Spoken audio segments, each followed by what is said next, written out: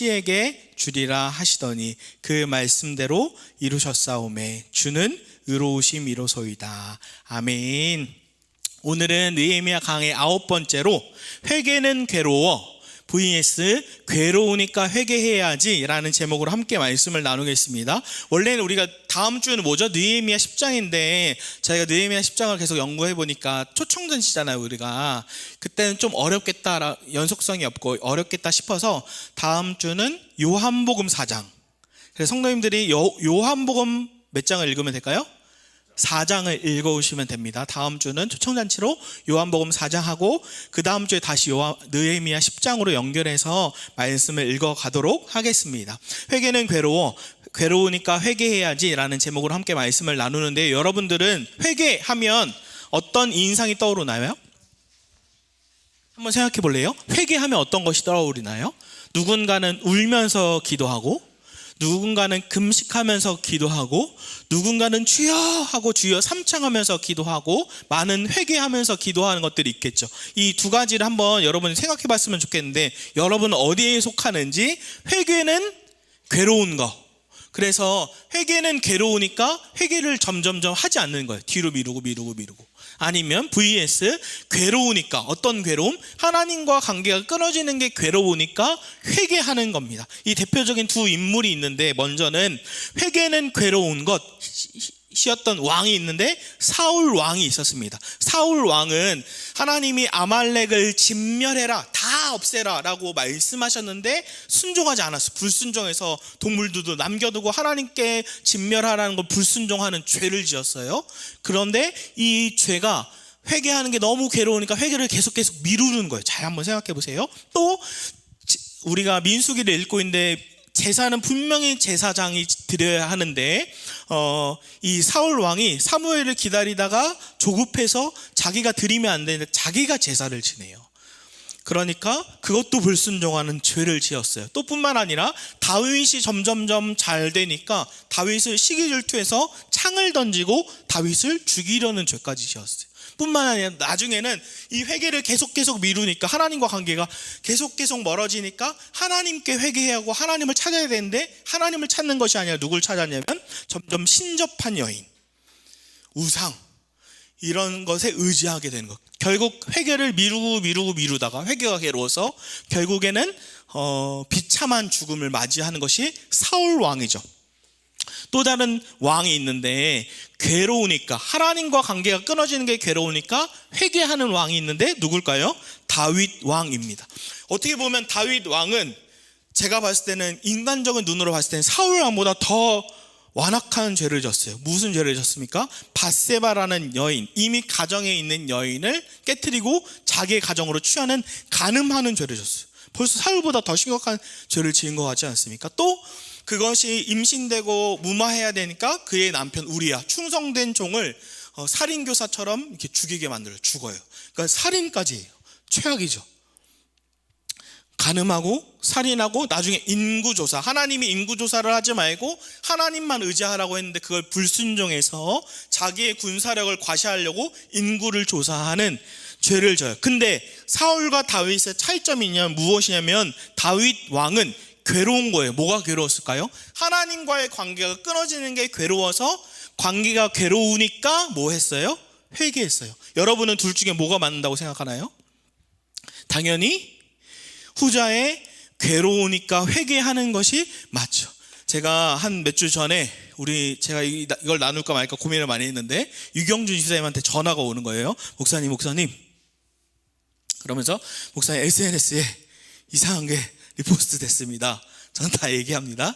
그래서 뭐가 리포스트 됐냐, 리포스트가 뭔지도 몰랐어요. SNS에. 그래서 얼른 들어가 봤더니 여자 연예인과 그 다음에 개그 우먼이 인터뷰를 하는 내용이 리포스트가 됐어요. 그래서 굉장히 당황스럽고 어떻게 이걸 심지어 첫 리포스트라고 다 알림이 떴어요. 그래서 그걸 취소를 해주고 했지만 제가 굉장히 마음이 창피하기도 하고, 당연히 제가 리포스트한 것도 아니고 아마 넘기다가 그냥 된 것 같은데, 변명을 처음엔 하고 싶었어요. 내가 하지 않았다, 나는 연예인 아이유를 좋아하지.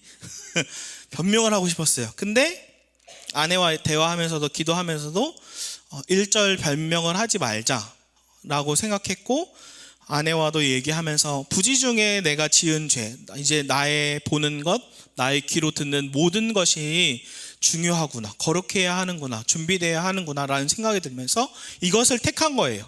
회개는 괴로워하고 이걸 미루고 변명하는 것이 아니라, 사울 왕은 변명하거든요. 그게 아니라 다윗 왕처럼 내 안에 하나님과 끊어지는 것이 더 괴로우니까 이것을 가지고 회개해야겠구나. 제가 왜 이렇게 저의 수치와 연약함도 나눌까요? 우리 다 숨기지 말고, 사울처럼 되지 말고 우리 안에 하나님과 관계가 끊어지는 것이 더 괴로우니 회개하자라는 겁니다. 우리도 돌아봤으면 좋겠는데, 우리 자신은 부지 중에 지은 죄가 없는가? 제가 최근에 연예인들이 굉장히 이슈들이 많잖아요. 어떤 죄들도 있고 어려움들도 있고, 그걸 제가 보면서 어떤 생각이 들었냐, 그렇지, 내가 이 사람들보단 나아, 이런 생각을 하는 거 어이가 없죠. 이 사람보다 나아. 근데 그 마음이, 잘 들어보세요, 복음적이지 않은 태도인 거예요. 예를 들어 이런 거예요. 누가복음 18장에 바리새인과 죄인이 나오죠. 이때 바리새인은 뭐라고 기도해요? 하나님, 전 11조도 하고 주일 성소도 하고 기도도 하고 금식도 합니다 라고, 하나님께 전 의롭습니다 라고 해요. 근데 여기서 중요한 게, 이 사람의 기도의 특징은 자기는 특별한 사람인 거예요. 제가 아까 든 마음, 내가 연예인보단 낫지 라고 하는, 자기가 우월하다고 생각하는데, 이 사람의 특징, 여러분 한번 점검해 보세요. 이 사람의 특징은 뭐냐면, 죄인이 왔을 때 그 사람을 정죄합니다. 이게 굉장히 중요해요. 내가 가족이나 내 친척이나 내 지인이나 내 교인들을 전 더러워, 내가 저 사람보다 낫지라고 정죄하고 있으면, 그건 무슨 특징이냐면, 우리가 그토록 미워했던 바리새인, 우리가 그토록 되기 싫었던 썬데이 크리스천, 우리가 그토록 되기 싫었던 종교적인 장로와 목사의 모습을 우리가 점점점 그들과 똑같이 되는 거예요. 어떻게 될 때요? 특징이, 죄인을 정죄할 때, 연예인 보면서 야, 내가 이 사람보다 나라고 마음을 갖는 순간 어떤 거냐면, 나는 바리새인과 같은 기도하고 있는 거예요. 반대로 이 죄인은 하나님께 무릎을 꿇고, 하나님, 저는 죄인입니다라고 회개하는데, 하나님은 오히려 이 사람을 뭐라고 하세요? 의롭다라고 해요. 이 죄인의 특징은 뭐냐면, 진짜 죄인이 왔을 때 정죄하는 게 아니라 그 사람을 향해 섬기는 거예요. 즉, 제가 SNS에 누가 계속 크리스찬인데, 아는 지인인데 사주나 이런 걸 점치는 걸 계속 하는 거예요. 처음에는 왜 저렇게 하나? 저거 하나님 기뻐하지 않는데? 라고 정죄했다가, 지금은 의도적으로 그 친구가 댓글을 달거나 사주하거나 이러면 제가 거기에 좋아요를 계속 누릅니다. 좋아요. 제 마음은 무엇이냐면, 그를 정죄하는 게 아니라 그 죄인을 섬기고 싶은 마음이에요. 그가 돌아올 수 있도록. 그러니까 한번 점검하면서, 나는 가족이나 지인이나 교인을 정죄하고 있는가, 아니면 나는 그 죄인을 섬기고 있는가. 우리가 똑같아요. 다음 주 초청잔치 하는데 그들이 왔을 때 그들을 정죄하고 있으면 우린 바리새인이고, 그들을 우리 보면서 역겨워할 거고, 우리가 그들이 죄인이 왔을 때 우리가 그들을 섬긴다면 그것이 진짜 하나님이 의롭다, 기뻐하신다라는 모습이죠. 그럼 더 나아가서, 우리가 아까 사울처럼 회개는 괴로운 것이 아니라, 괴로우니까, 다윗처럼 괴로우니까, 하나님과 관계가 끊어진 게 괴로우니까 회개해야지라는 것까지 갔다면 한 발자국 전 더 나가고 싶은 거예요. 무엇이면 회개는 기쁨이다. 우리 따라해 볼까요? 회개는 기쁨이다.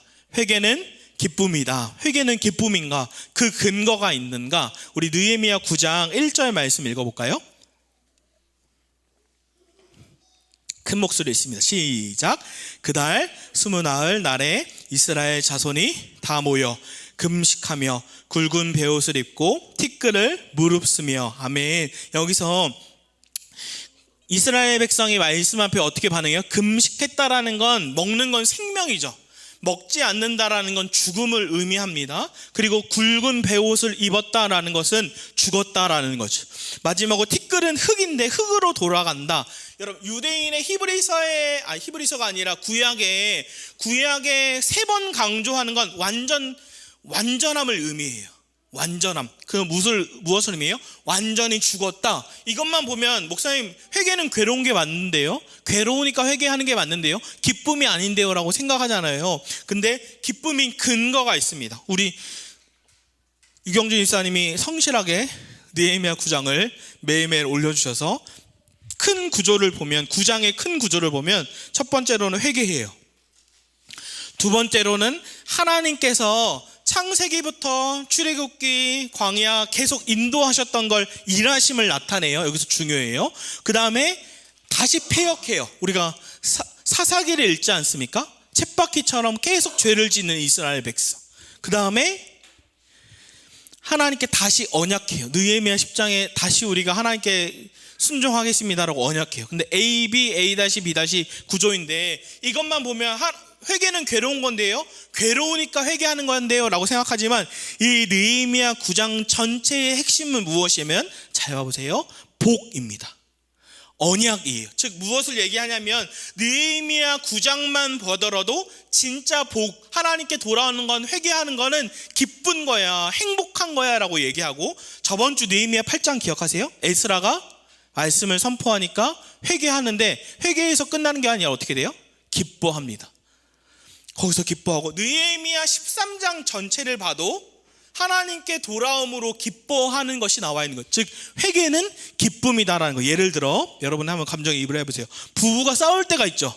관계가 어려울 때. 잘 생각해 보세요. 세 단계예요. 너무 싸우니까 고통스러운 거예요. 그러면 관계가 틀어지니까 괴로운 거예요. 근데 여기서 괴로운 것보다 더 큰 괴로움은 무엇인 줄 압니까? 이 상태로 1년, 2년, 3년 영원히 단절된 상태로 가는 게 어떻게 돼요? 더 지옥이에요. 근데 이 관계가 회복되면 어떻게 돼요? 부부의 사이는 천국이죠. 천국이시죠? 부부의 관계가 회복되면 천국이에요. 이걸 잘 생각하세요. 하나님과 관계가 똑같아요. 하나님과 관계가 틀어지면 너무나 고통스러운데 이 틀어진 상태로 계속 가면 사울 왕같이 지옥인 상태이고, 하나님과 관계가 다윗처럼 회복되면 다시 천국을 맛보는 거예요.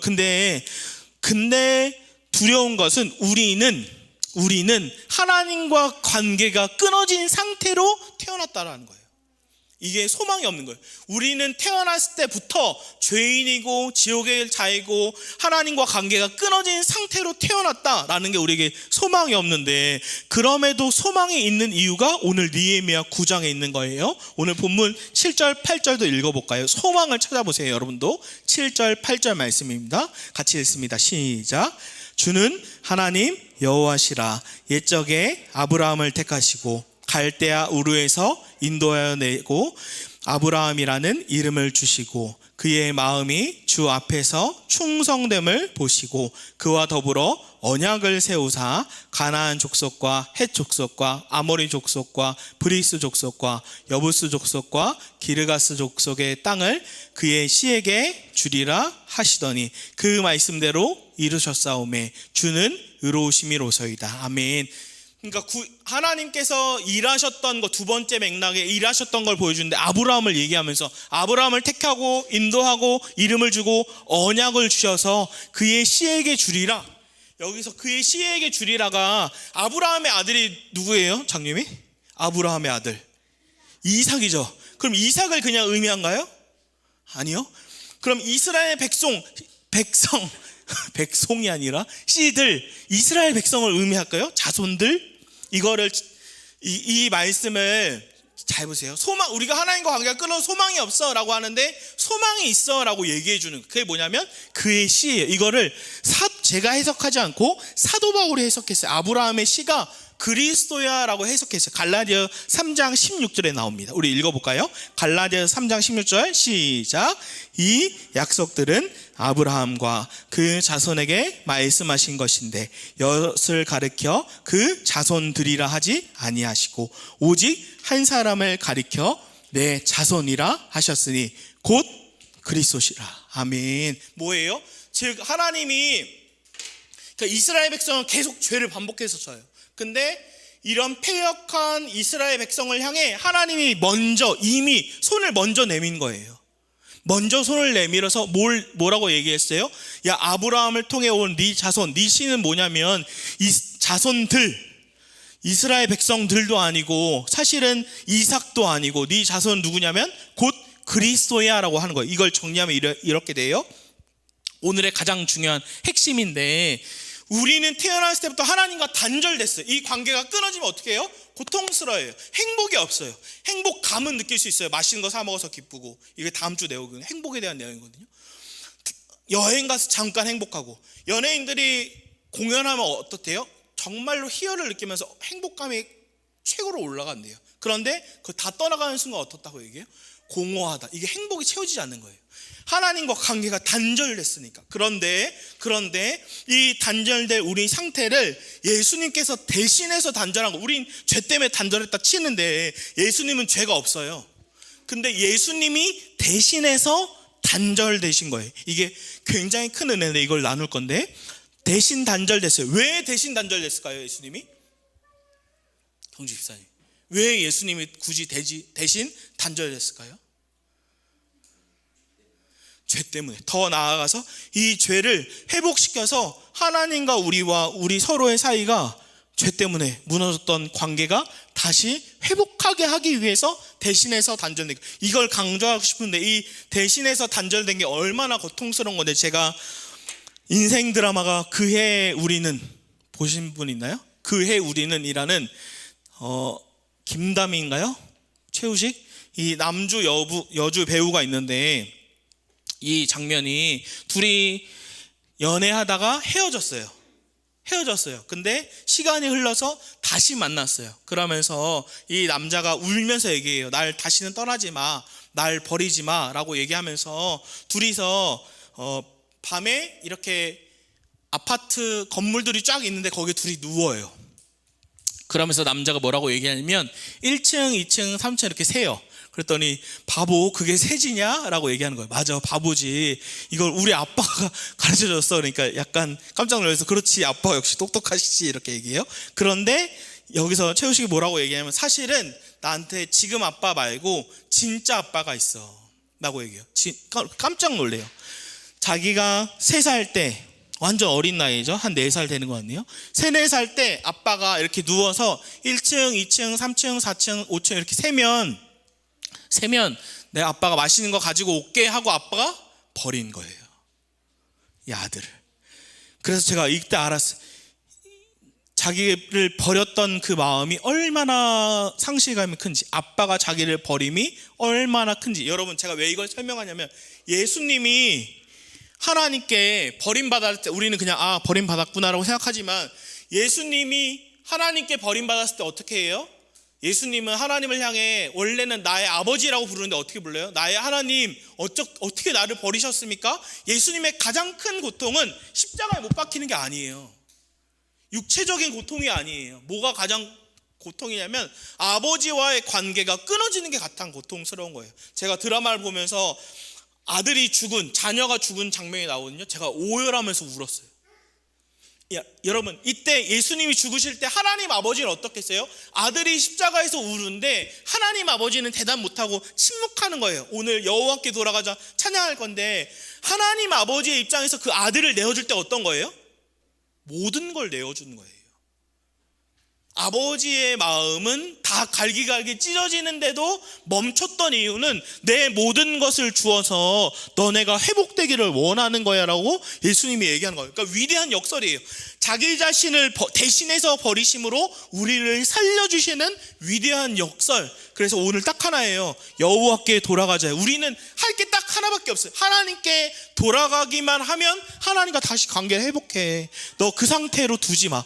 죄의 상태로 두지 마. 하나님께 돌아가기만 하면 하나님과 나와 친밀할 수 있어. 내가 이걸 위해 내 모든 걸 내어준 거야 라고 얘기하는 거예요. 우리 따라해볼까요? 우리 아이들도 같이 따라해볼까요? 여호와께 돌아가자. 여호와께 돌아가자. 여호와께 돌아가자. 리턴이 하나님께 다시 돌아가는 것. 저 마지막으로 로마서 5장 1절을 읽고 싶어요. 우리 큰 목소리로 읽어볼까요? 시작.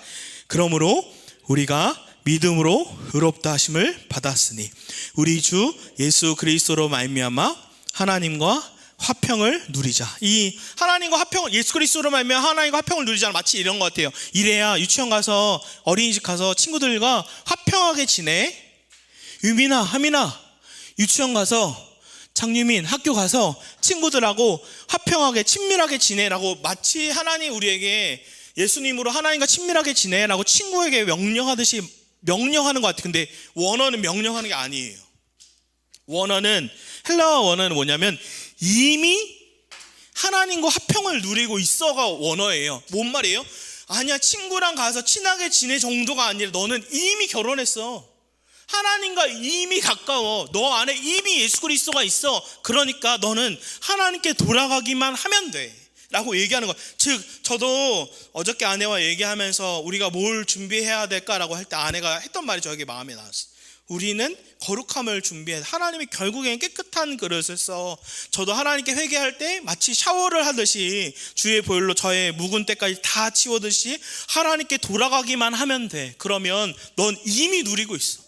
이미 네 안에 예수 그리스도가 있어. 예수 그리스도로 말미암아 이미 하나님과 화평한 관계를 누릴 수 있어. 근데 왜, 여러분, 우리가 왜 3월 30일 날 초청잔치를 한 줄 아세요? 제가 이걸 묵상하다 보니까 세상 사람, 교회 다니는 사람일 수도 있죠. 교회 다녀도, 심지어는 세상 사람도 진짜로 예수님과의 관계를 모르면 죄로 말미암아 단절된 상태, 아까 처음 얘기했던 하나님과 단절된 상태 때문에 우리는 이미 누리고 있고 우리는 하나님께 돌아가면 되지만 이들은 죄로 말미암아 하나님과 돌아갈 수 없는 자들을 하나님과 화평한 관계로 누릴 수 있도록 우리가 통로가 되기를 원하는 거예요.